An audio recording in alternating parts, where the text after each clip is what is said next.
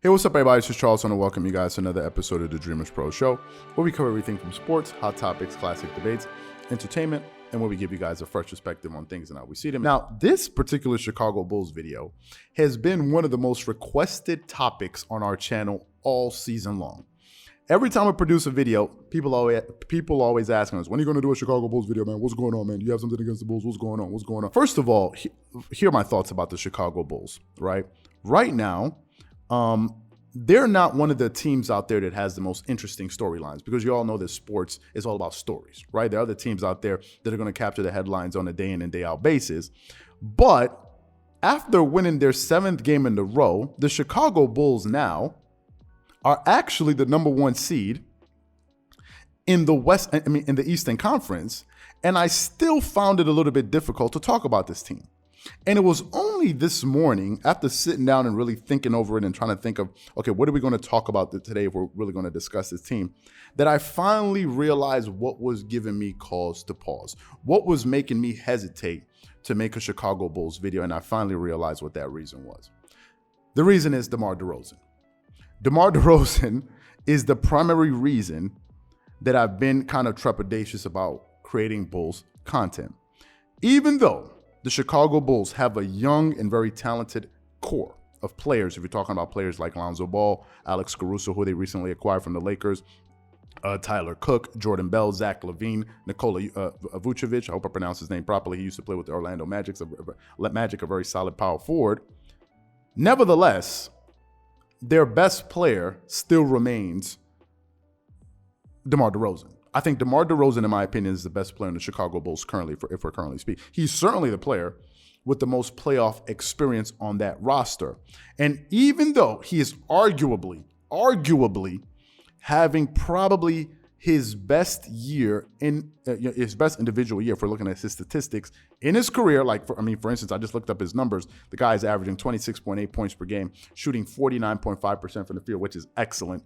37.3% from the three-point line, which is what? That's almost 13 percentage points higher, 12 percentage points higher than he did last season. That's a tremendous jump. He's shooting 87% from the free throw line, getting you 5.1 rebounds, 4.6 assists. Only 2 turnovers, by the way. Only 2 turnovers and almost 1 steal a game and 0.3 in blocks. This is arguably his best season as an NBA player. He's arguably having his best season. But with all of that being said, there's still the elephant in the room. And some of you guys remember, what's the elephant? What elephant is this dude talking about? The fact of the matter is this. DeMar DeRozan was a part of those Toronto Raptors teams that melted down so many times in the Eastern Conference. Yes, DeMar DeRozan, who's currently leading the Chicago Bulls, was also a part of those Toronto Raptors teams that were having meltdowns. The last time we saw DeMar DeRozan playing in a meaningful series in the playoffs was when he was with the Toronto Raptors in 2018 against the Cleveland Cavaliers and LeBron James. Some people may have forgotten about it. I haven't, because it's the last real memory I have etched in my brain of DeMar DeRozan. In that series, in the Eastern Conference Finals, think about this. DeMar DeRozan is the number 1 option, one half of the backcourt, tandem of him and Kyle Lowry. In the Eastern Conference Finals, DeMar DeRozan averaged 16.8 points per game, 4 rebounds, 2.8 assists, 1.3 blocks on 43% field goal shooting, 0% three-point shooting, and ended up being swept in 4 games. Had a total meltdown.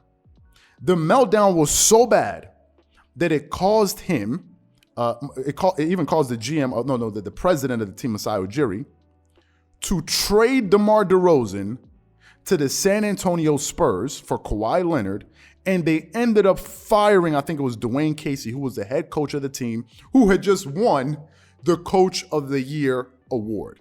It was that bad. That was the last time we saw, now he made it to the playoffs, I think, with the San Antonio Spurs, but if we're talking about like a meaningful playoff series when you're in the Eastern Conference Finals, 1 round away from making it to the NBA championship round, that's the real memory I have of him.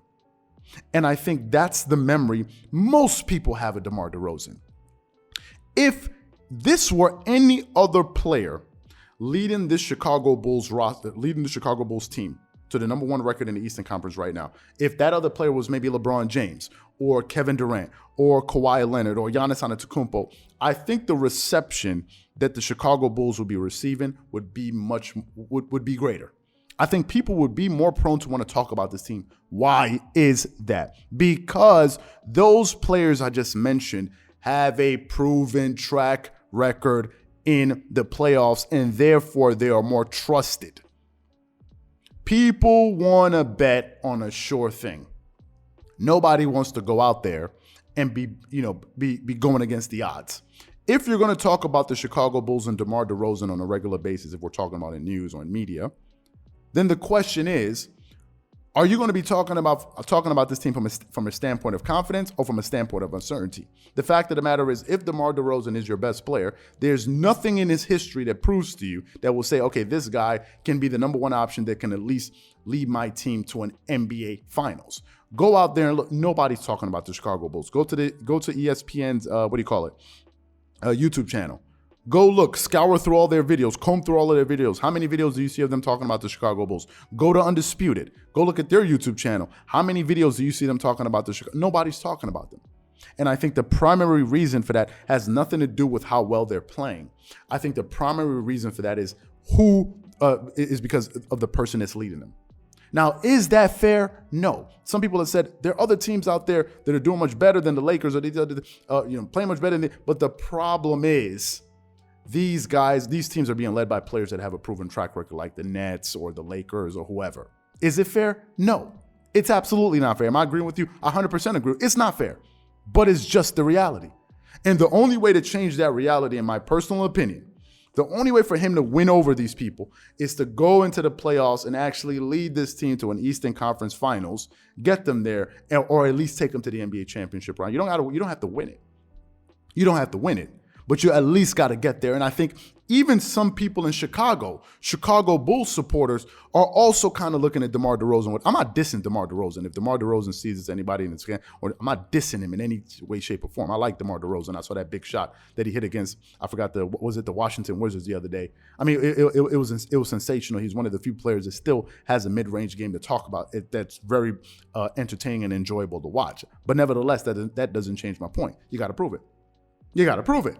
The proof of concept needs to be there, right? If you want to go to a bank and get a loan for a business, it would behoove you to have a proven track record of either having a good credit or being able to prove that you've been able to start a business in the past and make some money. But if you're just walking in fresh in, you've had failed businesses, failed ideas, and you're expecting them to give you a credit line of $500,000, $1 million, $2.5 million, they're going to be looking at you like, I don't know. But if the other dude comes in and listen, it says, hey, man, I've had two companies that have done pretty well. My last one didn't really work out so well, but my track record, that guy's going to have a higher chance of receiving that credit line than you. Why? Because he has a proven track record. Is it personal? No. Is it fair? No, but that's the reality.